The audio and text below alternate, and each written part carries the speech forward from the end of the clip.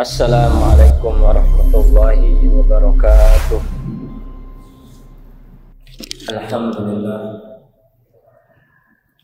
Alhamdulillahilladzi nahmaduhu wa nasta'inuhu wa nastaghfiruh wa na'udzu billahi min shururi anfusina wa min sayyiati a'malina. May yahdihillahu fala mudilla lahu wa may yudlilhu fala hadiya lahu. Asyhadu an la ilaha illallah wahdahu la syarika lah wa asyhadu anna Muhammadan abduhu wa rasuluh la nabiyya wa la rasulah ba'dah. Qala Allah ta'ala fi kitabil karim ba'da a'udzu billahi minasyaitonir rajim. Bismillahirrahmanirrahim. Ya ayyuhalladzina amanu taqullaha haqqa tuqatih wa la tamutunna illa wa antum muslimun.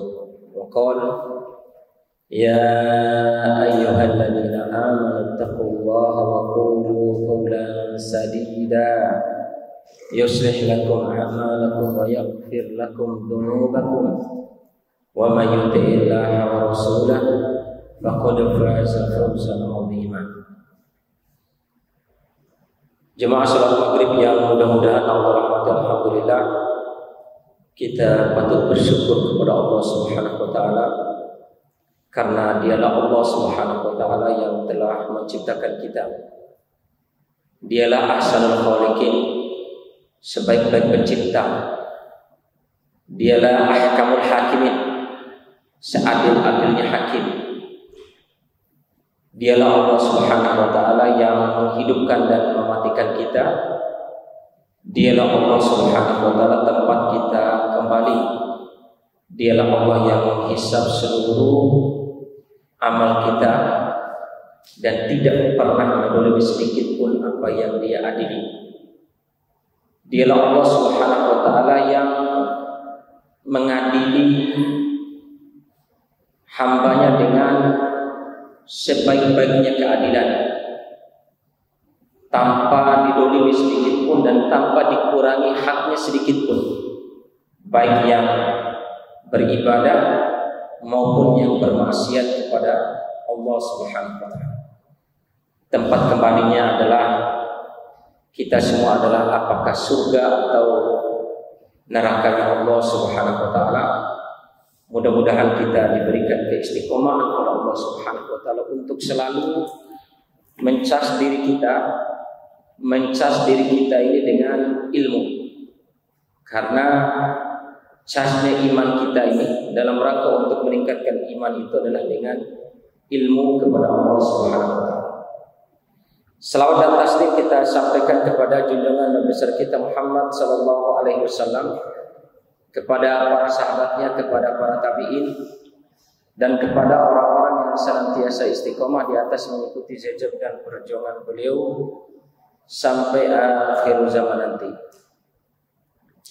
Dan kita patut bergembira kepada Allah Subhanahu wa taala, bersyukur kepada Allah dan berterima kasih kepada Allah Subhanahu wa taala di mana pada kesempatan yang berbahagia ini sebagaimana yang disabdakan Nabi sallallahu alaihi wasallam, innallaha wa malaikatahu yusholluna ala intidawus salat min waqtin ila waqtin. Kata Nabi sallallahu alaihi wasallam, sesungguhnya Allah dan para malaikat berselawat kepada orang yang menunggu salat yang satu sampai ke salat yang lain, ke waktu salat yang lain.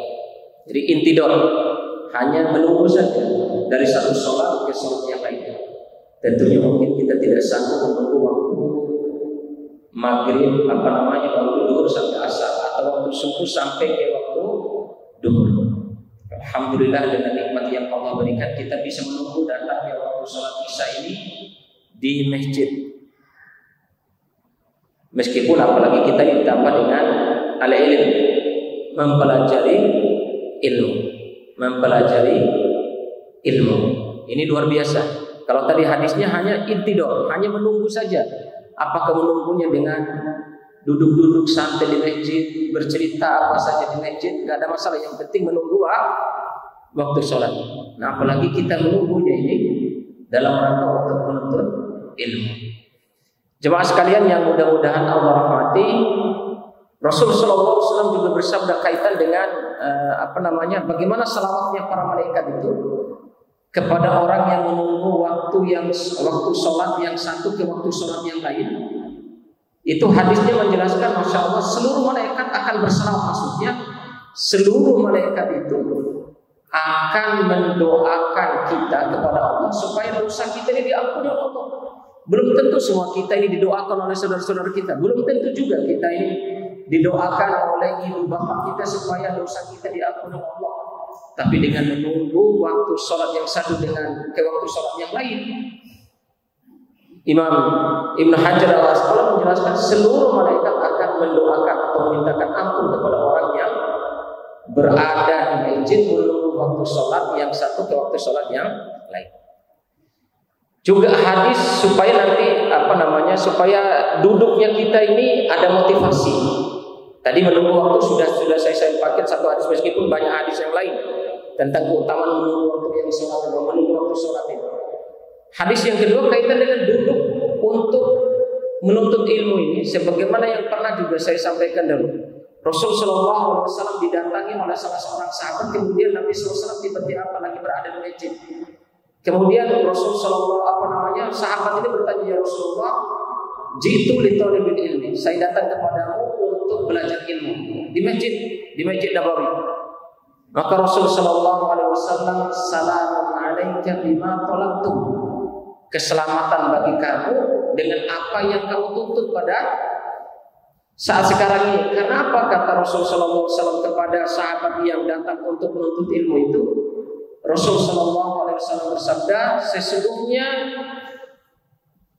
malaikat akan menaiki satu dengan yang lainnya. Jadi menumpuk, akan menaiki ya, saking numpuknya itu menaiki satu dengan yang lain. Kenapa para malaikat itu sampai menaiki satu dengan yang lainnya? Karena saking senangnya malaikat dengan apa yang dilakukan oleh seorang hamba untuk menuntut ilmu. Ini janji Nabi Shallallahu Alaihi Wasallam kepada sahabat itu. Nabi SAW adalah sejujur-jujurnya ucapan. Dia adalah utusan Allah Subhanahu Wa Taala, memberikan motivasi bahwa orang yang dalam rangka menuntut ilmu oleh para malaikat itu dinaungi dengan sayapnya, kemudian malaikat itu akan menaiki satu dengan yang lainnya sampai penuh di langit dunia seluruh malaikat, karena ridho dan senang dengan apa yang dicari oleh kita, orang yang menuntut ilmu. Ini sebagai mukadimah, mudah-mudahan apa yang kita lakukan dari sejak sholat tadi ini, habis sholat sampai nanti isya, semuanya tadi tidak sia-sia. Karena apa yang dijelaskan oleh Nabi Shallallahu Alaihi Wasallam tentang keutamaan menunggu satu sholat ke waktu sholat yang lain, dan tentang keutamaan orang yang berada di majelis ilmu. Jemaah sekalian yang mudah-mudahan Allah rahmati, pada kesempatan yang berbahagia ini kita akan membahas yakni surah-surah pendek. Karena ini orang yang kita baca adalah Al-Quran itu sungguh sangat maha mulia. Maka sangat ditekankan ketika kita membaca Al-Quran itu kita pahami maknanya. Dan ayat-ayat pendek ini sering kita gunakan ketika bacaan sholat. Maka ketika kita membacanya, minimal apa yang kita bahas ini bisa kita maknai, bisa kita mengerti ketika kita membacanya di dalam sholat. Ya. Nah, makanya penting kita membaca, karena sebaik-baiknya ucapan itu adalah Al-Quran. Karena ini adalah firman Allah langsung, perkataan Allah langsung. Jemaah sekalian yang mudah-mudahan Allah rahmati, kita mulai dari surat An-Nas. Dikasih judul di dalam kutayb ini, dalam buku kecil ini, Al-i'tisamu billah wal isti'adzatu bihi min syayatinil jin wal ins. Berpegang teguh kepada Allah Subhanahu wa taala. Berpegang teguh kepada Allah, selalu mendekatkan diri kepada Allah selalu berdoa kepada Allah, selalu kangen dan cinta kepada Allah Subhanahu wa taala. Wal isti'adzatu bihi. Kemudian kita dianjurkan untuk memohon perlindungan kepada Allah. Maknanya apa? Kita ini lemah. Kita ini lemah. Bahkan dikasih nama manusia ini karena kita terikat dengan kelupaan. Nisyan, sering lupa. Maka kita butuh Allah karena dialah Allah yang telah menciptakan kita, dialah Allah yang mengetahui kekurangan kita. Maka kita disuruh di dalam judul buku ini disuruh untuk memohon perlindungan kepada Allah Subhanahu wa taala. Dari apa? Judulnya ini yang kita bahas, min syayatinil jin wal ins. Dari syaitan, syaitan yang pertama adalah syaitan jin dan yang kedua adalah syaitan manusia. Wal ins, syaitan manusia. Jadi ada syaitan itu ada dua. Ada syaitan dari jin yang tidak kelihatan, ada syaitan dari jenis manusia yang kelihatan. Nah, ini kita mohon perlindungan dari kedua-duanya. Kita mohon perlindungan dari dua jenis syaitan ini setiap hari kepada Allah Subhanahu wa taala. Bahkan bukan hanya setiap hari, di dalam zikir pagi, zikir sore, tiga kali ya. Bahkan sunnah habis sholat, Nabi SAW menekankan supaya kita ini setelah membaca subhanallah walhamdulillah wala ilaha illallah wallahu akbar 33 kali, kemudian la ilaha illallah wahdahu la syarikalah lahul mulku wa lahul hamdu yuhyi wa yumiitu wa ala kulli syai'in qadir. Kemudian sunnah selanjutnya dalam hadis yang diriwayatkan Abu Dawud itu membaca kul 3 kali. Masing-masing 1 kali. Kul a'udzu birabbil falaq 1 kali, kul a'udzu birabbin nas 1 kali, kemudian kul huwallah 1 kali, kemudian dilanjut dengan 1 kali membaca ayat kursi. Saking apa?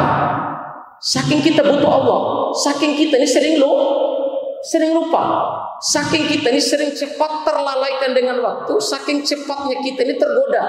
Maka masya Allah sudah diajarkan supaya kita ini zikirnya zikir pagi dan zikir sore, dianjurkan untuk membaca tadi qul a'udzu birabbin nas, qul a'udzu birabbil falaq, kemudian al-ikhlas, qul huwallahu ahad, ditambah lagi habis setiap sholat minimal masing-masing satu kali setiap habis sholat 5 waktu.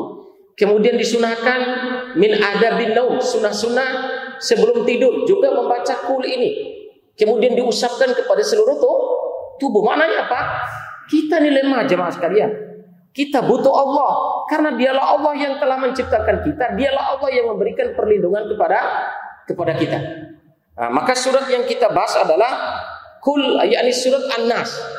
Sehingga mungkin kalau kita ketika bacaan salat itu, ketika mumpung membaca surat An-Nas, kita tahu maknanya, kita tahu tafsir daripada surat An-Nas ini. Bismillahirrahmanirrahim. Dengan menyebut nama Allah Subhanahu wa taala.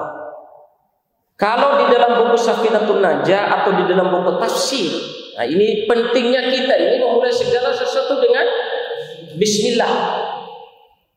Ya, iktidal yang pertama itu adalah dalam rangka untuk mengingat Allah karena dialah Allah yang telah menciptakan kita. Itu perlu mengingat Allah dalam rangka untuk mengingat Allah.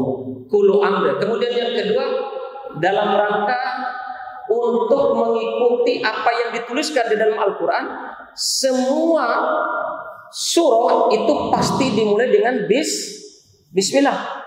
Itu yang kedua dalam rangka, pertama dalam rangka untuk mengingat Allah. Jadi sebelum kita memulai aktivitas kegiatan, selama itu adalah baik dan kita niatkan untuk ibadah kepada Allah Subhanahu wa taala, kita mulai dengan bismillah. Cakupan maknanya, ya Allah, saya melakukan perbuatan ini sambil mengingat, saya supaya mengingat, izin dulu mengingat kepadamu ya Allah. Yang kedua, contohnya adalah sebagaimana dalam Al-Quran pasti dimulai dengan setiap surah itu pasti dimulai dengan bismillah. Kemudian yang kedua, yang ketiga kata Rasulullah SAW, kullu amri dhibalin la yudaufi di basmallah fahu abtar.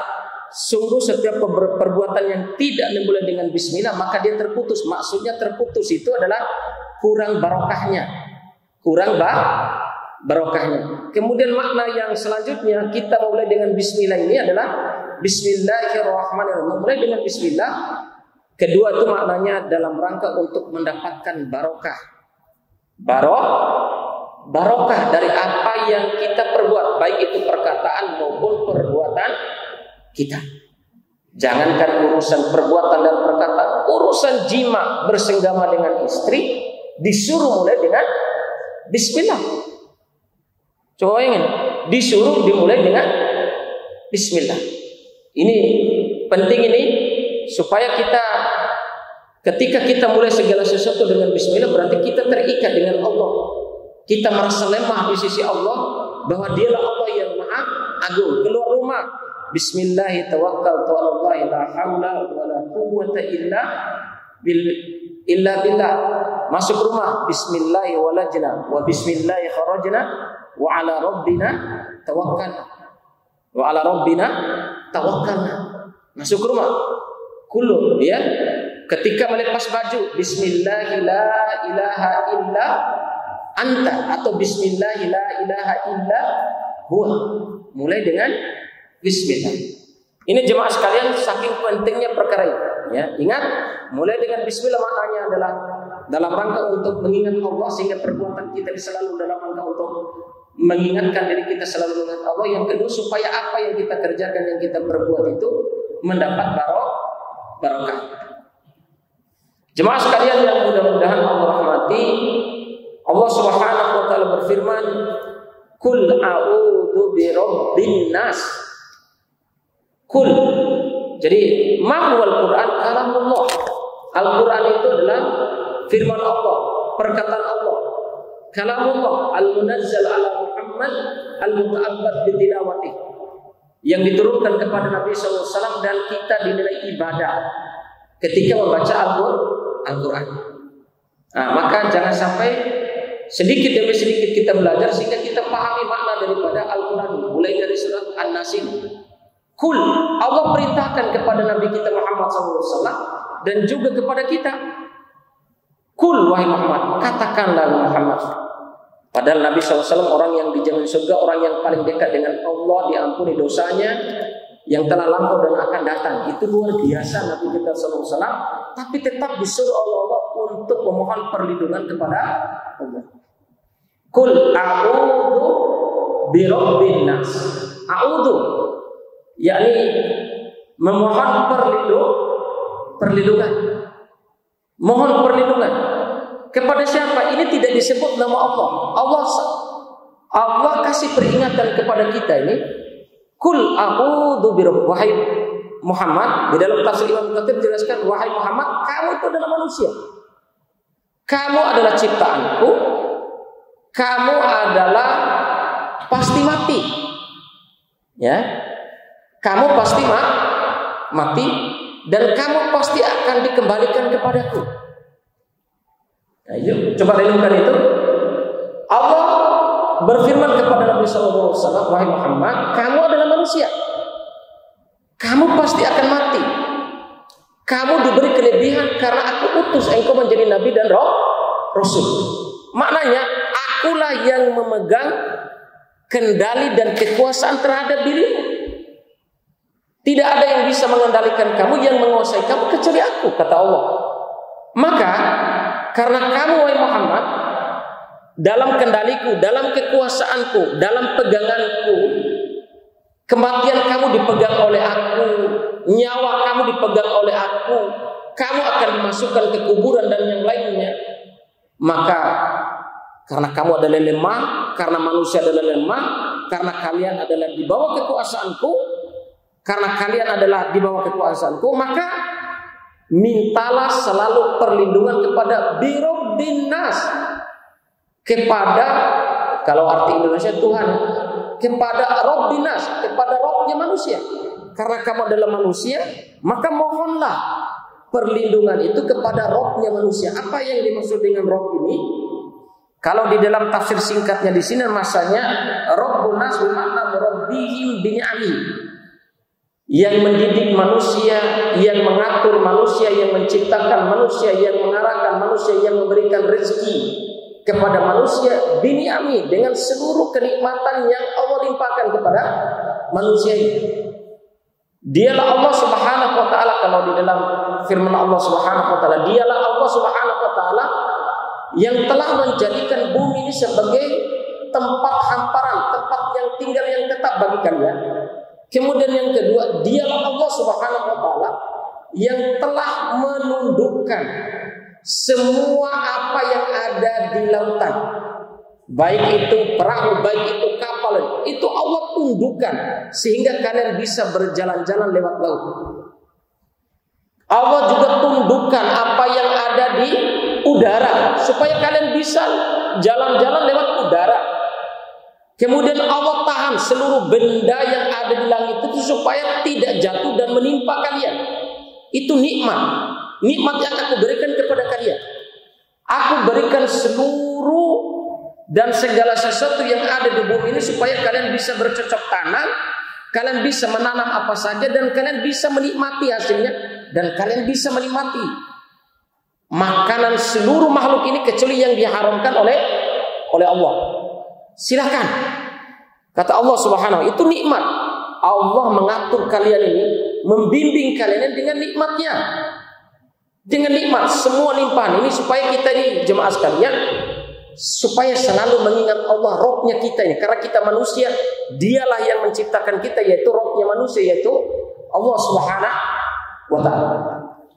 Maka jemaah sekalian yang mudah-mudahan Allah rahmati, ada di dalam pembahasan Muhammad Ar-Rafi'i, saya juga kebetulan kemarin sempat dengar di YouTube bagaimana penjelasan para ulama syekh ketika membahas langsung dengan memakai bahasa Arab ini luar biasa.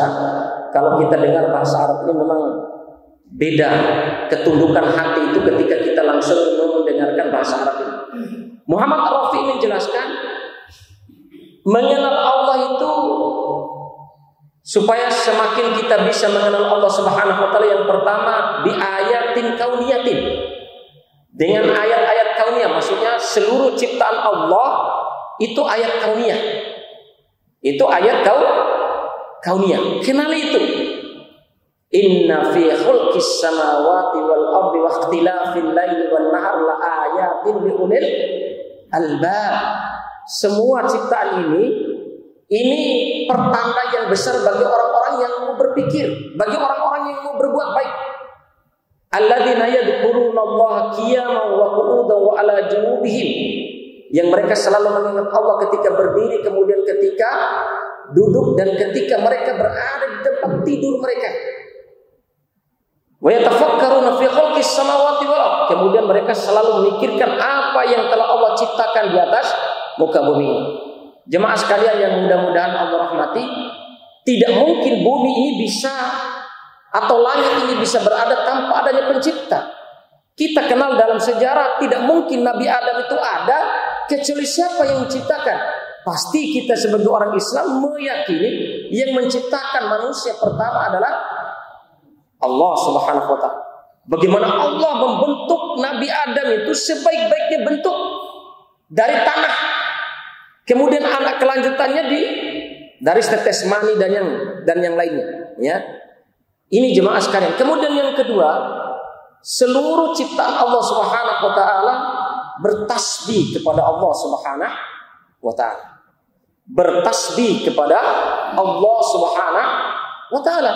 Sebagaimana hadis yang diriwayatkan oleh Imam An-Nasa'i, bahwa lautan itu dalam sehari berdoa kepada Allah 3 kali. Berdoa kepada Allah supaya dia membinasakan manusia-manusia yang durhaka yang tinggal di bumi ini. Dia pingin berdoa kepada Allah karena tidak tahan dengan apa yang dilakukan oleh manusia.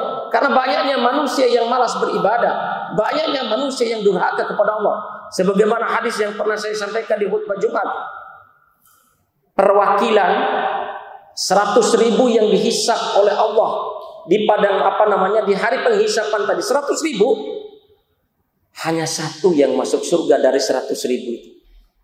Hanya satu orang. Di sisanya itu masuk neraka. Maka air laut itu itu meminta kepada Allah 3 kali dalam sehari supaya bagaimana menyiksa manusia. Tapi kata Allah tidak. Saking malu luar biasanya Allah Subhanahu. Artinya apa? Semua mereka bertasbih kepada Allah Subhanahu wa taala. Begitu juga ketika Nabi Shallallahu alaihi wasallam. Ketika Nabi Shallallahu alaihi wasallam keluar dari Taif, diusir oleh orang-orang Taif. Ya. Apa?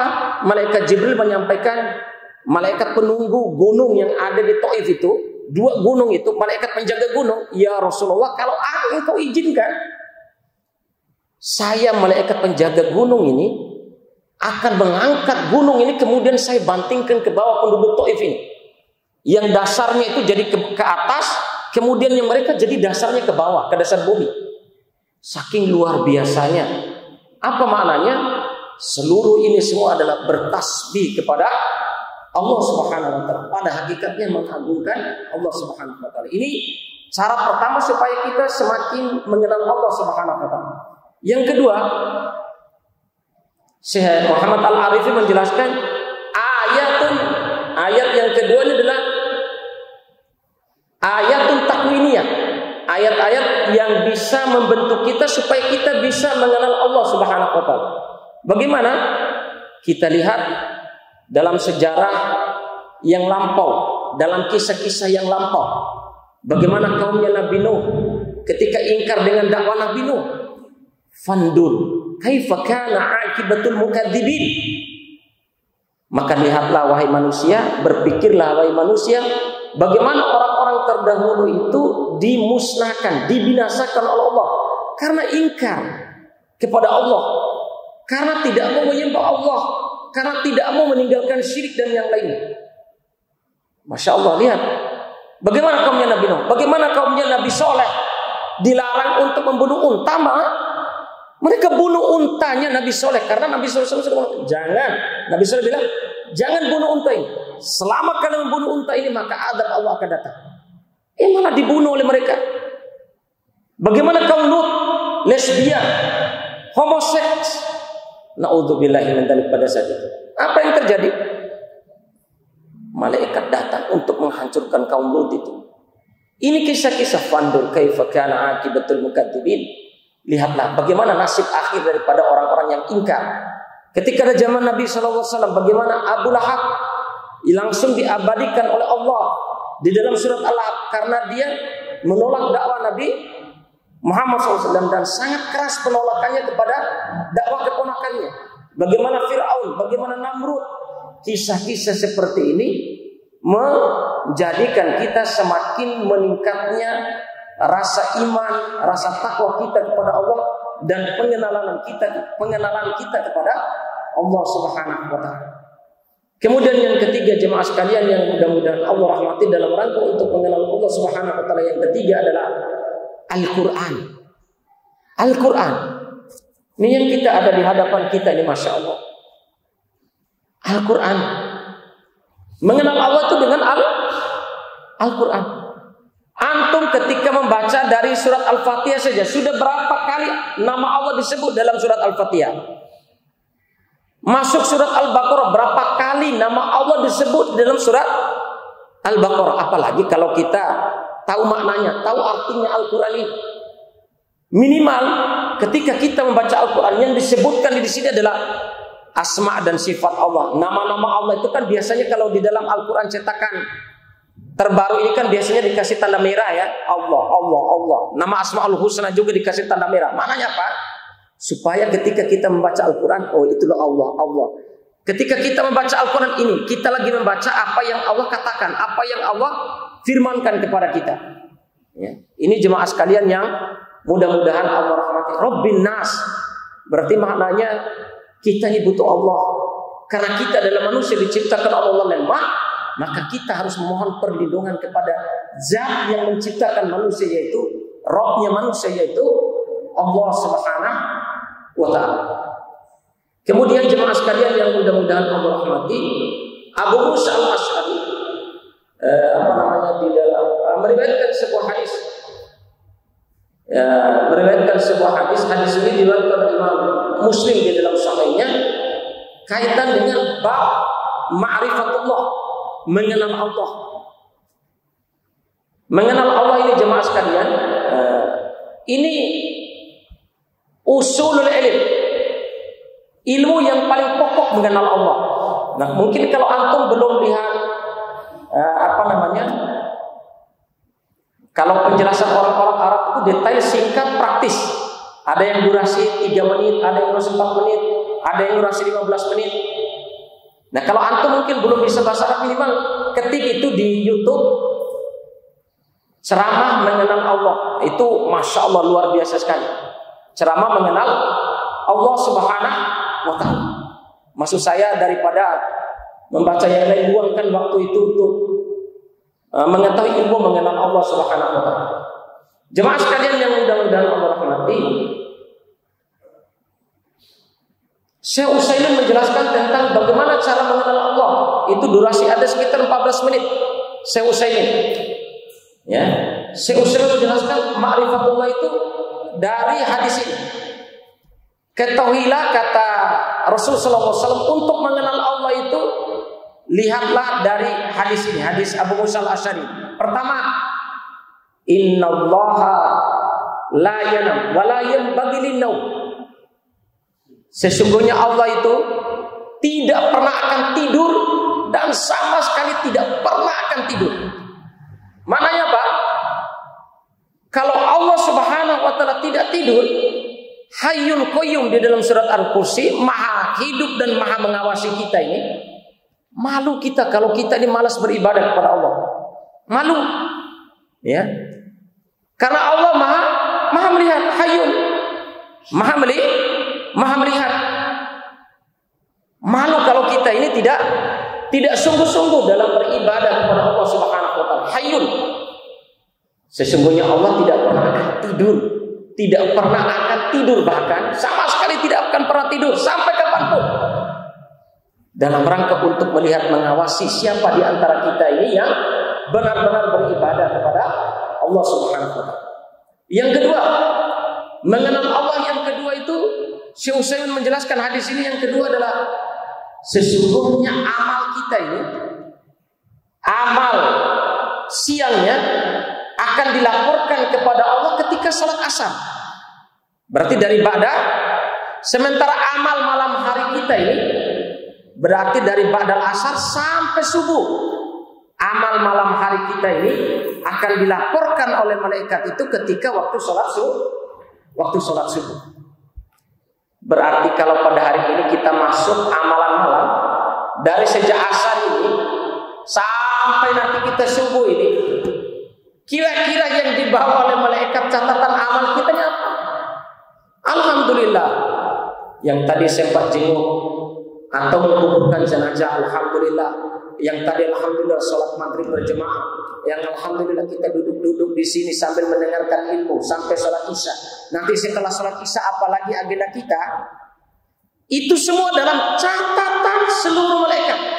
Catatan malaikat yang mencatat amalan malam hari yang nanti subuh ini akan dilaporkan kepada Allah Subhanahu wa ta'ala. Kira-kira apa yang kita lakukan? Agenda kita ini apa? Yang maksiatkah, yang berguraukah, yang sia-siakah, atau yang baik-baik? Semua dicatat. Jadi jangan dianggap yang dicatat itu hanya yang baik sama yang buruk. Yang sia-sia pun, yang waktu begitu-begitu, yang sia-sia saja dicatat semua. Jemaah sekalian, maka malu kita ini kalau setiap hari malaikat naik ke langit melaporkan amal kita yang malam hari dan siang hari di waktu asar, dan amalan malam hari di waktu subuh.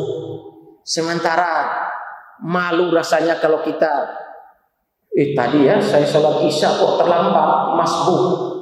Bahkan dapatnya ketika imam mau salam. Malu saya, tadi kok sholatnya enggak khusyuk, Masya Allah. Malu saya kalau enggak cepat ke masjid, malu. Karena ini amalan yang akan dihisab oleh Allah, yang dilaporkan kepada Allah Subhanahu wa ta'ala. Kemudian yang ketiga, belum aja, sudah aja. Tinggal berapa menit? 7 menit? 7 atau 3 menit? 7. Jemaah sekalian yang mudah-mudahan merahmati. Kemudian yang ketiga, innallaha yuhibbul qist wa la yuhibbu ahad. untuk mengenal Allah yang selanjutnya adalah sesungguhnya Allah itu Maha Adil. Sesungguhnya Allah Maha Adil, jemaah sekalian. Maha Adil. Tidak mendolimi sedikit pun. Contoh jemaah sekalian, ketika dia menghisab, yang pernah saya sampaikan di khutbah Jumat yang dua pekan yang lalu. Ketika amal kita dihisab, dia yang dihisab itu hanya orang Islam.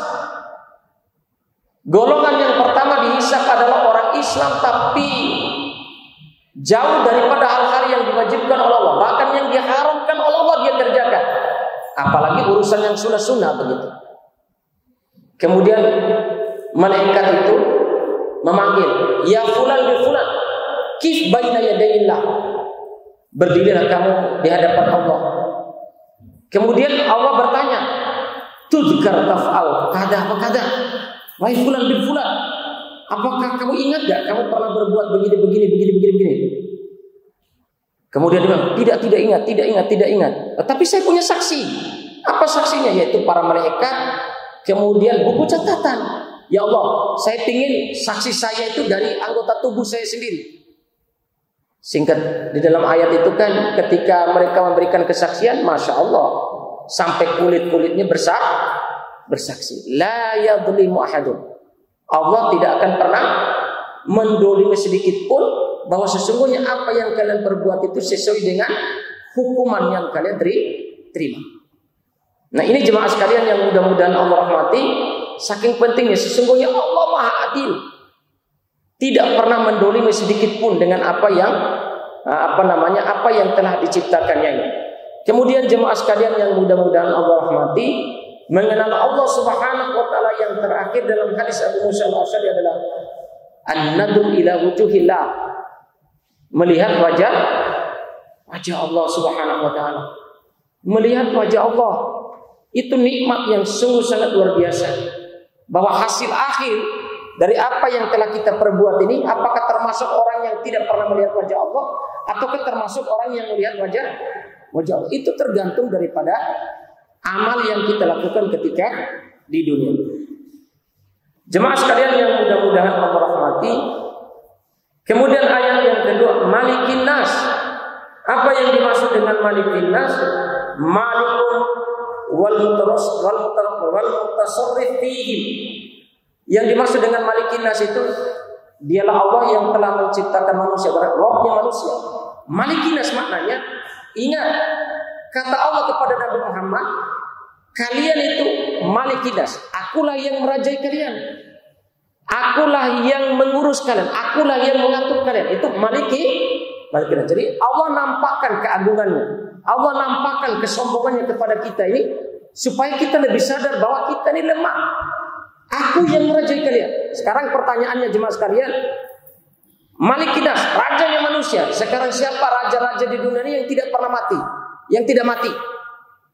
Raja Firaun mati, Raja Namrud mati, raja-raja di dunia ini, presiden apa segala di dunia ini mati semua. Malikin Nas, inilah raja yang hakikatnya, yaitu aku ini, yaitu Allah. Malikin Nas, penguasanya manusia, yang mengurusi kalian, yang mengurusi manusia. Aku rajanya. Tidak ada lagi di atas raja, yaitu di atas Allah itu raja, tidak ada. Raja-raja yang ada di dunia ini mati. Semua kalian mati. Dan kalian akan dihisab seluruh amal yang kalian kerjakan. Kemudian yang selanjutnya, Ilahin Nas. Ilahin Nas yang dimaksud dengan Ma'budun Nas alladzi yujihuna ilahi bi anwa'il ibadah. Yang dimaksud dengan Ilahin Nas di sini adalah yang diibadahi dengan benar oleh manusia dengan macam-macam ibadah. Karena begini, Syekh Utsaimin menjelaskan, ada orang musyrik ngaku Allah itu yang menciptakan, ngaku dia Allah lah yang merajai kita, Allah lah begini-begini. Orang-orang Quraisy dan orang-orang musyrik dan orang-orang kafir itu semuanya kalau ditanya siapa yang memberikan rezeki, siapa yang pasti mereka mengatakan Allah. Berarti tauhid rububiyahnya oke. Tapi kalau sudah berbicara Ilahin Nas, sembahan yang satu yaitu hanya Allah. Mereka tidak mau. Sebagaimana di dalam sejarah Nabi, buku-buku sejarah, Nabi SAW ketika dihukum oleh Abu Jahal, bahkan digantung oleh Abu Jahal, hada a'anta ta'jalul alihah ilaha wahidah. Wahai Muhammad, kamukah yang ingin menjadikan Tuhan-Tuhan yang banyak menjadi Tuhan yang satu? Benar, karena dialah Allah satu-satunya Tuhan yang berhak diibadahi. Maka maksud ayat ini membantah orang-orang musyrik ini, kok mengaku Allah yang telah menciptakan, tapi kok tidak mengaku Allah satu-satunya yang diibadahi. Ini kan sungguh naif, sungguh sangat lemah alasan orang-orang musyrik, sehingga mereka menyembah berhala-berhala, menyembah kemusyrikan-kemusyrikan yang menjadi Tuhan-Tuhan mereka. Ini sesuatu yang di luar kewajaran. Mengaku Allah sebagai pencipta, pemberi rezeki satu-satunya pencipta dan pemberi rezeki, tapi tidak mengakui Allah satu-satunya yang berhak diibadahi. Kemudian jemaah sekalian yang mudah-mudahan Allah rahmati, min syarril waswasil khannas, dari kejelekan godaan setan, min syarril waswasil khannas, dari kejahatan godaan setan yang al-khannas, kalau di dalam buku terjemahan Al-Quran yakni yang tersembunyi. Jadi kita memohon perlindungan itu dari godaan setan, dari godaan setan. Al-khannas maksudnya, al-khannas itu seluruh para ulama, baik di dalam tafsir-tafsir Ibnu Katsir dan ulama-ulama kontemporer sekarang, semua menafsirkan yang dimaksud dengan khannas itu setan ketika menggoda kita ini, maka dia akan mengecilkan dubab seperti lalat kecilnya apabila hamba itu mengingat Allah. Kalau kita manusia pada saat itu tidak dalam keadaan mengingat Allah, ta'adum wa takabbar, maka setan itu akan berjiwa besar dan sombong, dia angkuh, berhasil saya. Karena ketika hamba manusia, andai orang Islam ini lupa kepada Allah, maka setannya yang besar. Jadi wujud setannya itu semakin besar dan bangga dia. Tapi ketika hamba itu mengingat Allah, dia akan lari, dia akan menjauh, dia akan mengecil, kerdil dan menggigil ketika seorang hamba mengingat Allah Subhanahu wa ta'ala. Ini jemaah sekalian yang mudah-mudahan Allah rahmati. Insyaallah kita akan lanjutkan pembahasan ini pada pekan yang depan. Mudah-mudahan apa yang saya sampaikan bermanfaat, terutama khusus pribadi saya. Subhanakallahumma wa bihamdika, asyhadu an la ilaha illa anta, astaghfiruka wa atubu ilaik. Wassalamualaikum warahmatullahi wabarakatuh.